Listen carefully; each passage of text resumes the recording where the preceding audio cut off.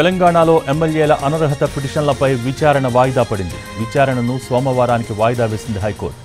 BRS నుంచి కాంగ్రెస్లోకి వెళ్లిన ఎమ్మెల్యేలు దానం నాగేందర్, కడియం శ్రీహరి, తెల్లం వెంకట్రావులపై బీఆర్ఎస్ న్యాయ పోరాటం చేస్తోంది. ఇప్పటికే హైకోర్టును ఆశ్రయించింది. ముగ్గురిని అనర్హులుగా ప్రకటించాలని కోరింది. దీనిపై స్పీకర్ ఎలాంటి నిర్ణయం తీసుకోవటం లేదని కోర్టుకు పిటిషన్లో తెలిపింది బీఆర్ఎస్.